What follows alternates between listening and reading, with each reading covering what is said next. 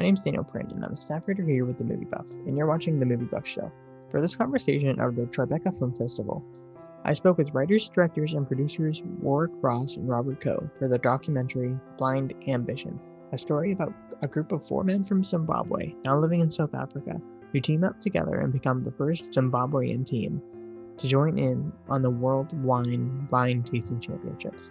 The documentary is about their journey there and about the journey from Zimbabwe to South Africa. The film is available on Tribeca at home through Tuesday, June 22nd, and info for that is below. Let's get right into the conversation with Warwick Ross and Robert Coe. And I'm happy to report that I now know how to say the name Warwick, because I definitely struggled with that on the episode, as you will find out at the end, middle, and really all over. But let's get into it. My name is Warwick Ross. I'm producer, director of Blind Ambition. And I'm Rob Coe, and I'm producer and director of Blind Ambition as well. Cool. And did you guys write it? Because I saw in the credits that you had a writing credit. Yeah, yes. we missed saying that we wrote it as well, but yes, we did. Okay. Wrote it as well, along with Paul Murphy and Madeline Ross. Okay, is that relation to you, Warwick? Yes, actually, my daughter. That's so cool. What was that like writing with her? Well, she was mainly, it was great, of course. She's wonderful. She's been a journalist for a long time, so she has a better way with words than I do. But she also coincidentally happens to be married to Rob, which makes it very easy. It's very much a family affair. Oh, okay. That's more layers than I expected to have so early. Yeah. Awesome. Cool. Now, I haven't done I've been doing a lot more documentary interviews lately, and I'm always just curious, what got you into the story? How did you hear about it, and what made you want to tell the story about the team Zimbabwe competing in the World Tasting Championship? So Daniel, we made a film called Red Obsession some years ago, which was also about wine, but it was about the economics of wine and the power shift from the west to the east. It was all about China and Bordeaux. And during that film, we met somebody called Jancis Robinson, who is one of the world's foremost wine writers.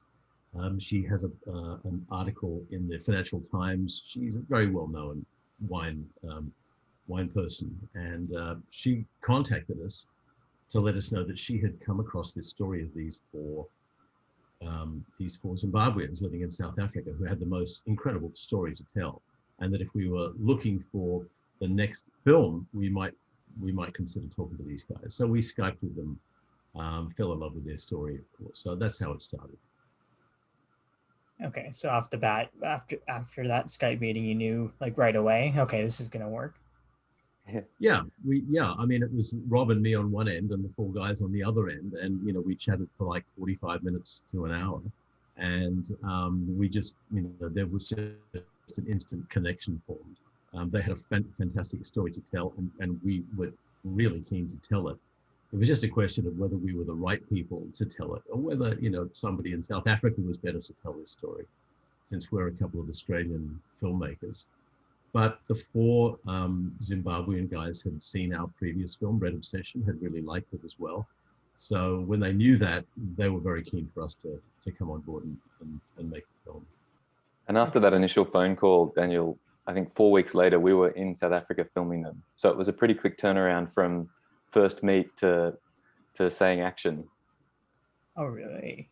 Cool. Now, after completing the film, do you guys feel like you were the right team to tell it? Because I think so. Well, we like to think we're the right team.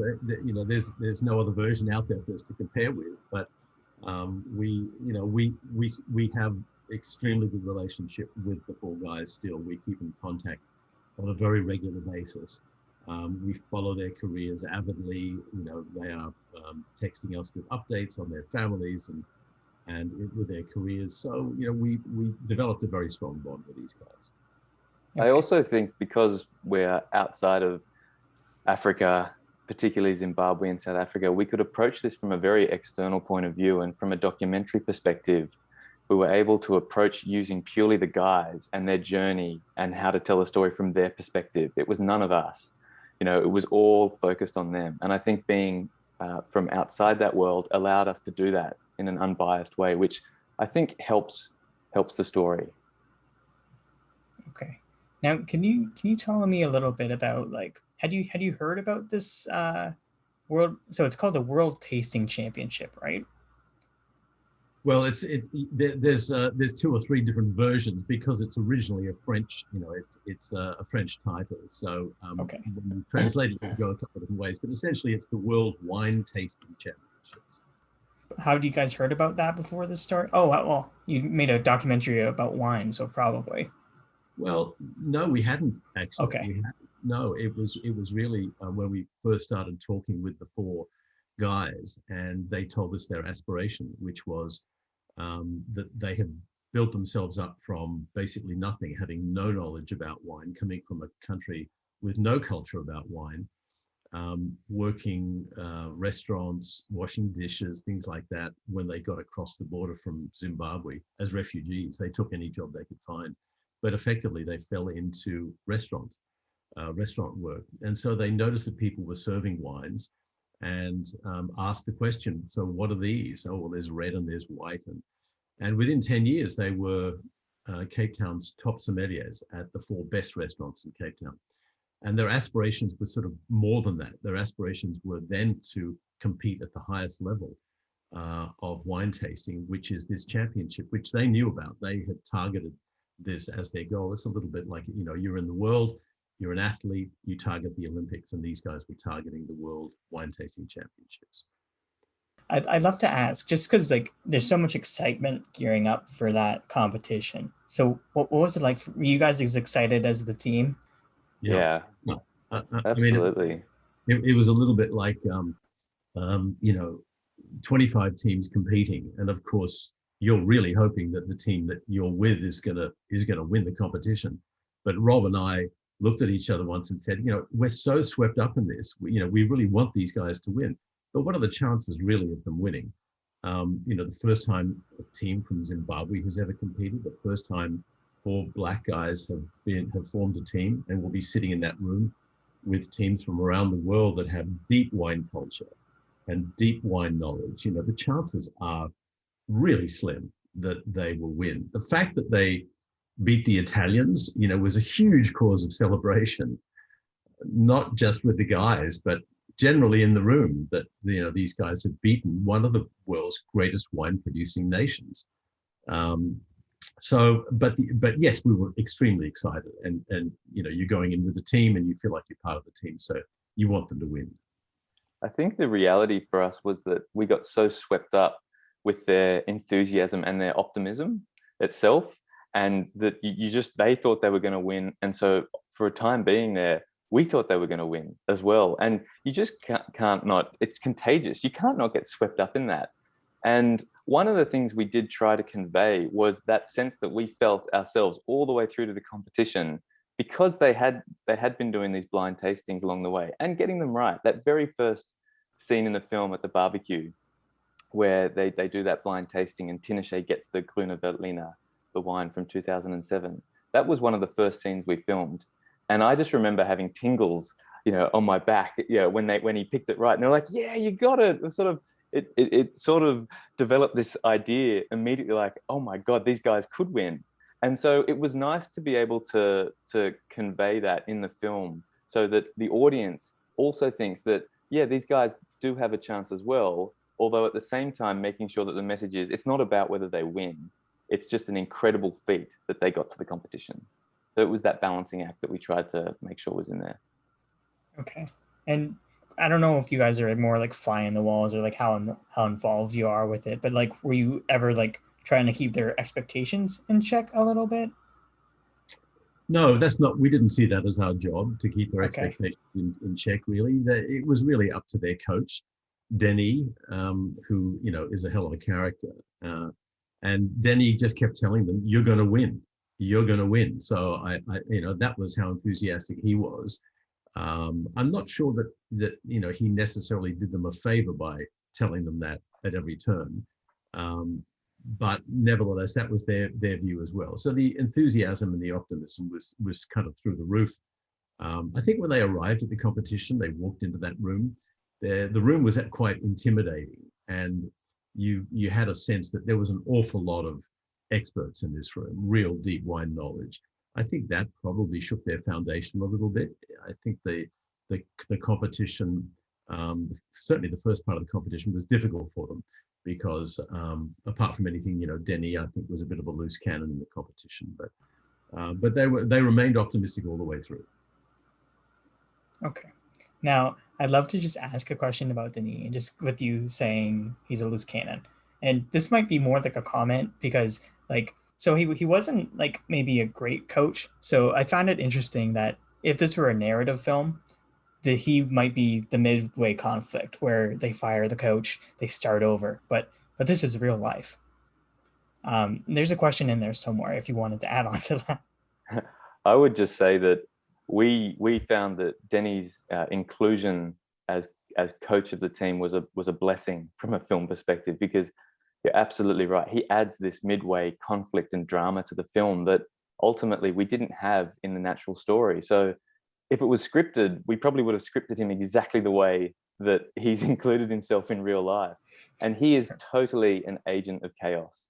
He's a loose cannon, an agent of chaos, and a bit of a I always described him as a sad clown almost, because he seemed so wild and crazy, but at the same time the reality of his existence was quite sobering. He lived day to day. It was paycheck to paycheck, and he was constantly going from job to job. This was another example of he jumped on this jumped on the team as coach and got a little bit of money that the guys had raised, and he needed that.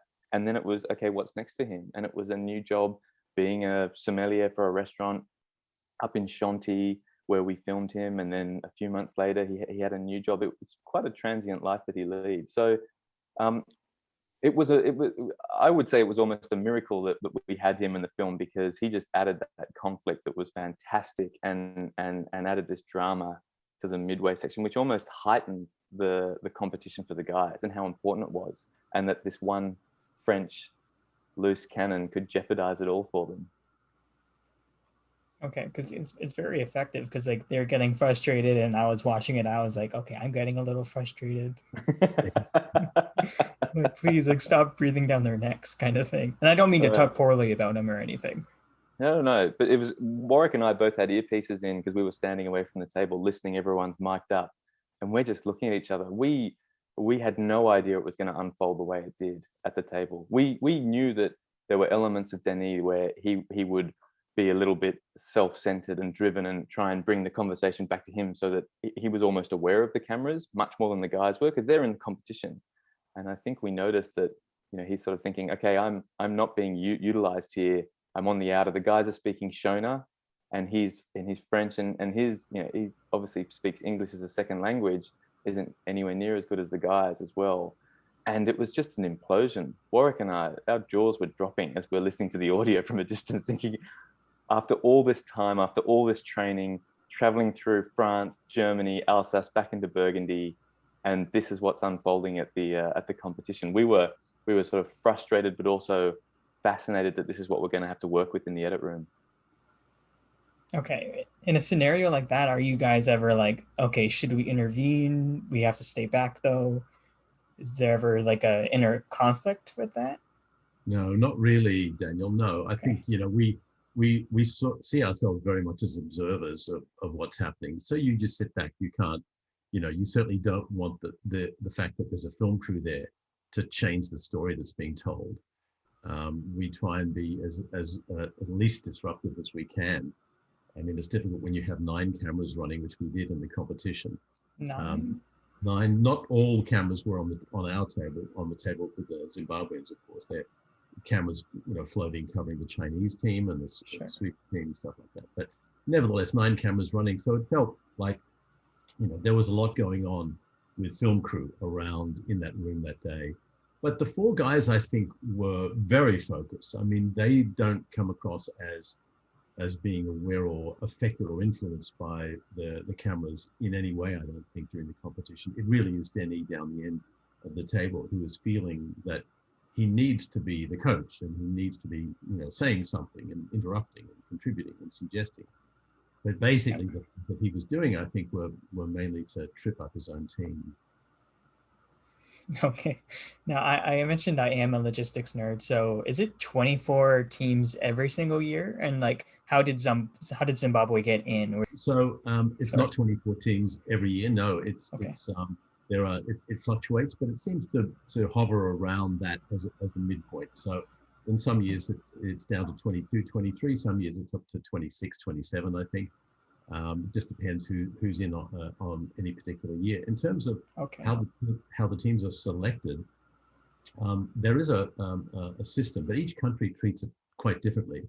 So in France, they have local competitions, they have regional competitions, national competitions, and the guys that come out the end of the national competition are the French national champions. They're the ones that naturally would go on and compete at the World Championships. For the Zimbabwe team, I think it was just so unique that a team from Zimbabwe applied to compete, that the feeling very much with the organizers was, if you guys are the team that is representing Zimbabwe, there is no other, and we would welcome you with open arms if you can make it to the competition. And that's really was, one of the stumbling blocks. There were lots of barriers for these guys, barriers to entry, cultural, social, financial.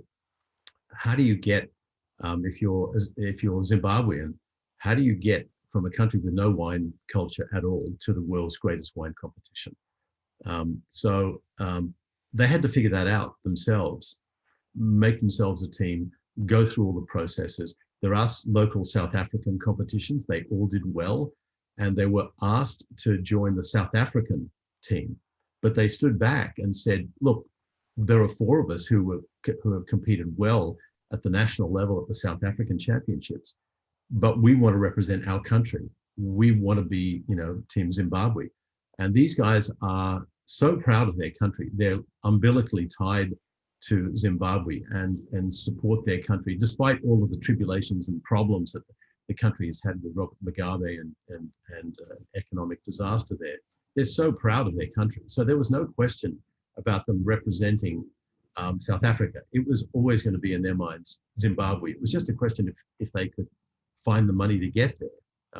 And that was one of the major hurdles for them. How do 4 guys with basically no cash figure it out? And they were lucky enough that Jancis Robinson, who we mentioned before, set up that crowdfunding page for them. And it was really that allowed them to travel. Okay. And as making the film, was there like anxiety with like, oh, like maybe they won't make it and maybe we won't have a film? Yeah, definitely. I mean, even before we'd left South Africa, there were huge issues with the guys being able to get visas to even travel to Europe. None of, apart from Joseph, none of the guys had been out of Africa before, I don't think. So you've got, they were dealing with the French Consul General in Cape Town, trying to get their visas organized. And a few days before we were due to leave South Africa and fly to France, we get a call from Joe, the captain, saying, it looks like I can't go. And we were just like, oh my God, what is happening? And so we actually filmed this whole scene where Joe is calling everyone, saying, I'm not going to be able to go, and these elements there. And that caused huge anxiety for us. It ended up being a clerical error that was fixed up later that afternoon, but thank God it was, because that would have thrown a huge spanner in the works for us, having organized everything and being so prepared for these guys to finally pursue their dream, to have some clerical error stuff it up along the way. But there was also an issue that if they didn't raise the money, these guys didn't have the funds to get there. So it was crucial that crowdfunding support was there to be able to pay for flights and accommodations for them along the way. It was definitely purely from a producer filmmaking perspective as well, to have picked up sticks here in Australia and relocated there for a month or 2 filming the guys, going, oh my God, if they're not going to make it, what have we sacrificed? What have we gone? How can we make sure that this dream comes true? But luckily, as Warwick said, we just stand back and watch everything unfold, and luckily it unfolded in the right way. Okay, cool. That's yeah. I'm glad they were able to get their way there, and we were able to get the film. Yeah, yeah.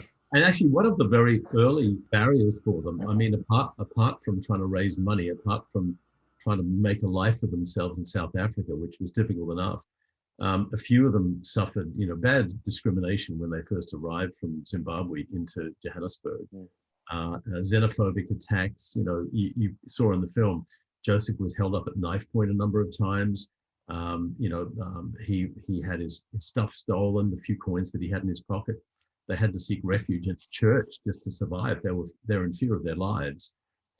So to overcome that kind of thing, and then if you go back one step, just getting getting out of Zimbabwe, where the culture is Pentecostal Christian, and these four guys come from that background where there is no alcohol allowed, and so when they decided that they wanted to follow wine in South Africa, they were going up against strong cultural pushback from their own families, and they had to phone and ask permission. I want to be in the wine business. I want to be a wine sommelier. And I think one of them asked the question of their parents, and the parents said, "Do you think it's God's calling?" And the answer was, "Yes, I do." And so with the blessing of the family, they got into the wine business. So barriers at every stage. Okay, so being like Zimbabwe being Pentecostal Christian, is that why, like largely why there's no wine culture there? I think that plays a part into it. The other part is that ultimately they need to focus on growing food, to be able to feed their economy. Growing grapes is quite a luxury, and there needs to be a big market for it. It's also not the best environment. There's a small portion of Zimbabwe that we visited, which is where Tinashe is from, where he plans to potentially grow grapes. You probably saw in the film where his dream is to go back to Zimbabwe, where he grew up on his grandfather's farm and plant vines on the slopes there. And that environment there might be conducive to decent grapes, but there's only one winery that we'd ever come across in Zimbabwe established that's been there since before Robert Mugabe's time, and it doesn't make very good wine at all, I don't think. And so, just to be brutally honest, even the guys, you hear Tinashe and Joe talk about, they go, "Yeah, it's not good. It's not good." So I think that the religious aspect definitely plays a part. The fact that the environment isn't perfect, the fact that they need to use the land to grow food instead of grapes. It's a cultural thing as well. Wine comes from thousands of years of culture, and that's not part of the Zimbabwean culture until now. Okay. Hopefully this film inspires the culture. Yeah. Well, I mean, that is something that is quite amazing. We follow the guys on social media to get updates, to see how they're going. And the amount of support that they have from Zimbabweans back in Zimbabwe, in addition to the Zimbabwean diaspora around the world, they are all following these guys with such vigor and saying, "I want to get into wine now. This is incredible. What's a good bottle recommendation?" So they've started a movement, which is quite a remarkable thing. Okay. And talking a lot about this, the pride for your country and such, I'm curious, is there an Australian team for wine, like a competition like this? Well, there's certainly competitions in Australia, but Australia has never taken part in the World Wine Tasting Championships. And why not? We don't know. We never really made the inquiry, but we've been surprised because New Zealand, which is right next door to us, and probably our greatest local rival, have been represented many times at the tasting competition and have done very well. I think they came third or fourth one year. So it's a bit shame on Australians for not fielding a team. Warwick and I were joking that we should try and fill it next year. Would they take two? Oh, we'd need to find some friends. Maybe all four writers can go. Yeah, exactly.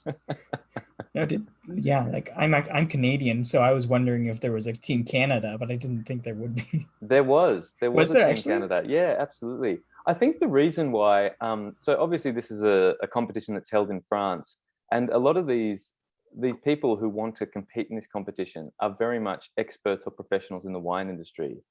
And unless you're at the upper echelon, where you are the top critic, you're a Robert Parker or a Jancis Robinson, being in the wine industry doesn't pay well. And no one, unless you can find incredible sponsorship, you're not going to be able to go there. So that's the reason why our guys had to raise so much money to go, because they're taking time off work, which is essential for them to live. And that's pretty similar with everyone else around the world. And when you consider Australia, we're so far away that any of these experts who have fantastic palates may not have the ability to go to France and take a couple of weeks off work. Having said that, the New Zealand team managed to do it, so good on them. And once again, New Zealand showing up Australia. Yeah. Sorry, going back to Canada, do you remember what place they were in? I think they did okay in the 2017. You know what? If it wasn't Canada, I actually think it was a Quebec team. I think that year. Do you remember that, Warwick? Oh yeah, we sort of made a joke about the separatists. The separatists of Quebec, being there. And I think they did quite well. I think they came top 10 in that first year. Oh, okay. But we can, if you would like a firm result, because I know you're a data guy, we can find out and email you. Okay. Yeah. So they don't count. I'm actually like an hour away from Quebec, but that's kind of cool either way. Okay. Now Sorry. Daniel, where are you at the moment? Are you in New York or are you in Canada right now? I'm in Ottawa right now. Oh, you're in Ottawa? Yeah, I'm in Ottawa right now. Okay. Oh, well, very cool. I mean, not that it really counts, and not that you could tell, but I'm a Canadian too. Cool.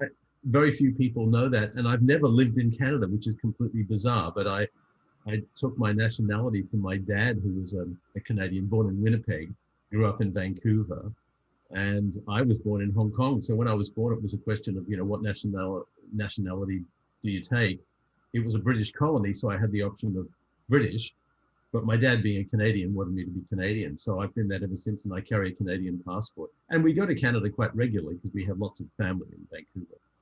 Oh, cool. I just don't sound like one. Yeah. Okay. No, I was just going to ask, were you secretly rooting for Canada or Quebec at least? I don't think I was secretly rooting for Quebec. Had Canada been there, I think I might have. Okay. What were you going to say, Rob? Sorry. No, I was just going to say, in a bizarre twist as well, my grandfather was Canadian and born in Vancouver as well. So Warwick and I have a bizarre, a lot of similarities despite the difference in age. It's sort of kind of crazy. Like 6 degrees of Canada and 6 degrees of like the writers being all related. Exactly. Yes. Okay, so I'm curious, just to ask a couple wine questions. Like, what was obviously you had that documentary that you filmed before this one, but did you guys learn a bit about wine tasting from them? Like, did they ever show you like behind the scenes how to wine taste?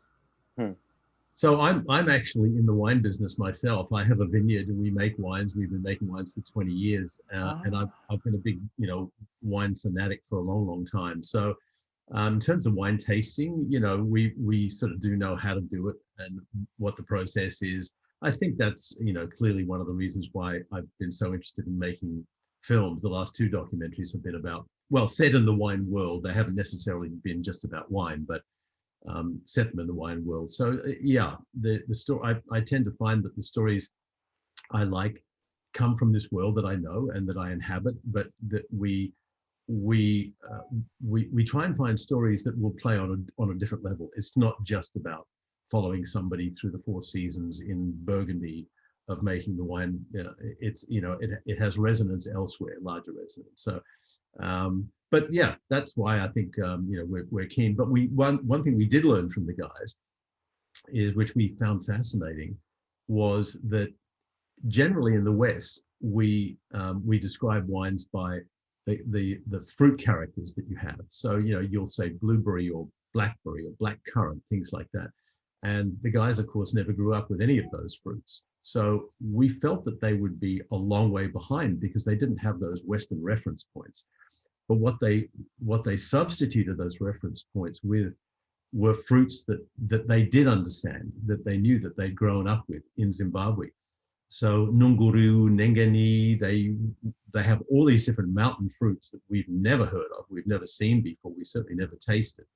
But when they taste a particular wine, they will reference those fruits. They're Zimbabwe fruits. And that's how they can track down what the wine might be. I mean, there's one part of the film where Joseph is talking about tree bark. And even the coach, JV, asks the question, what did you say? And Joseph says, tree bark. We're smelling tree bark in this wine. He says, what do you mean tree bark? You know, fresh tree bark. You grab the bark, you pull the bark off the tree and you smell it. And that's what I'm smelling in this wine. And one of the other guys in the competition, the other Zimbabwean, says, that means we're in Italy with this wine. So a reference point of tree bark puts them into the Italian sphere of wines. We found that fascinating. Okay, see, yeah, that makes me think of one of the other questions that I had forgotten, but just I had written down is that it's so interesting to me that like you said earlier that these guys haven't been outside of, or I think only Joseph has been outside of Africa, and just the fact that they could, like, it's almost like traveling in itself, for that they can locate a wine from somewhere in the world that they've never been before, but they can still know it. Like, that's crazy to me. It's like magic. I think that's exactly right. It is like magic. And that's one of the components that we really tried to get across with Tinashe. We feel like he articulates it the most. He talks about being able to sip a wine and taste it and almost be transported to where that wine is from. You know, he says, I think he uses the wine, you know, why isn't it not where the wine is from, but where the wine is taking me? So he also sees it as this philosophical journey, that it's not just about locating where the wine is from, but that it takes him on this vast journey of his memories. Oh, this takes me back to that time when I was picking fruit with my grandfather on his farm in the hills of Zimbabwe on the border of Mozambique. So it's incredible that having a sip of wine like that can transport him to such a magical place. So I think you really nailed it on the head, that it is quite magical the way that they experience wine.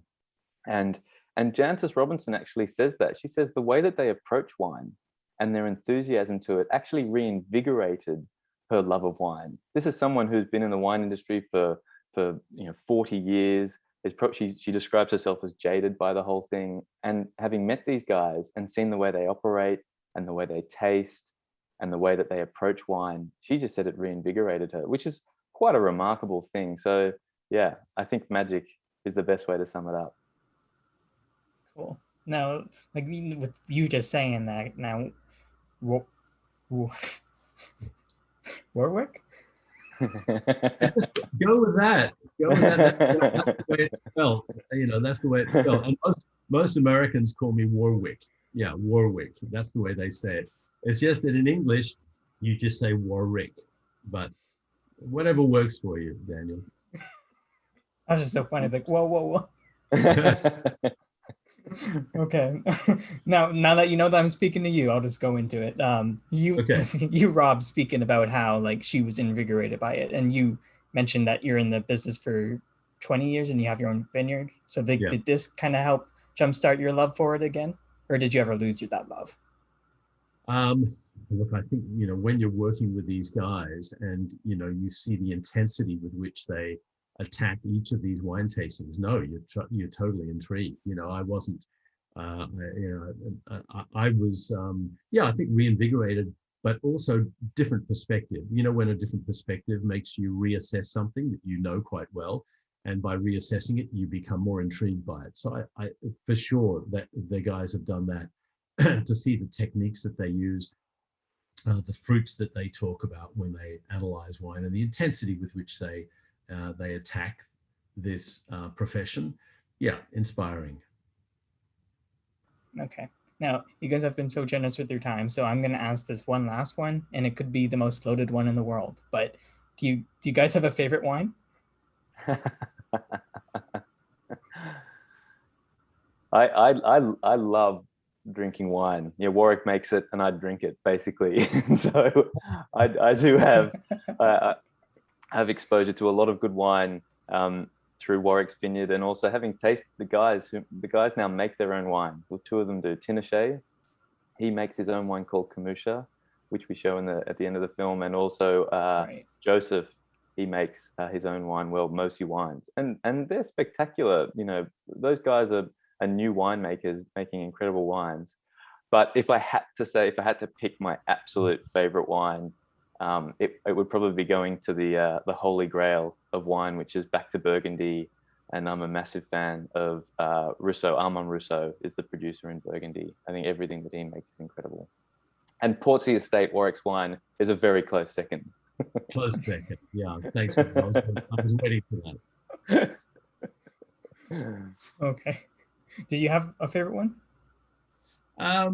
You know, I got so many favorites, Daniel. It's difficult to pick, but since we're in Australia, there is one wine here that has always been my favorite Aussie wine. I think that's the one to nominate. It's called Hill of Grace. It's an Australian Shiraz from South Australia, made by a family called Henschke Hill of Grace. It's a beautiful wine and certainly considered one of Australia's top wines. Okay. I love those names. And I love that you guys are so passionate about it, even though I don't know what you're talking about. Because I'm not a wine drinker. Yeah. But out of those wines that you said, would you suggest pairing those wines with watching your film?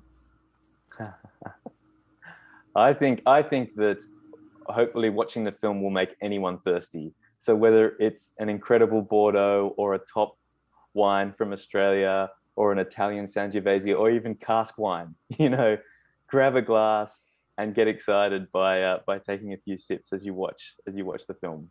Warwick Davis and Rob Coe for Blind Ambition. Thank you guys for chatting with me, and congrats on the Tribeca premiere and getting here. Thanks, Daniel. Thanks, Daniel. For context, just to note real quick that I stopped the recording and I did not realize that I had said Warwick Davis instead of the proper Warwick Ross. So here's a treat of me trying to say his name, which I can now pronounce, but I couldn't at the time. That's hilarious. My bad, guys. I was so focused on Warwick that I was like, okay, it's what. I was so focused on pronouncing Warwick. What just happened there? I was so focused on pronouncing that I was like, okay, it's Davis, right? Okay, so I'll do it again. Warwick Davis. Wow. I'm going to bed after this one, guys. What you need, Daniel, is a good glass of wine. I think that'd help. Yeah. I don't drink, so yeah, I need to go get one right now. So you know what, sir? I'm gonna have you say your own name. Okay. So I'm Warwick Ross. Okay, and Rob Coe. Thank you guys for chatting with me about your film, Blind Ambition, that is premiering at Tribeca. Great, Thanks, Daniel.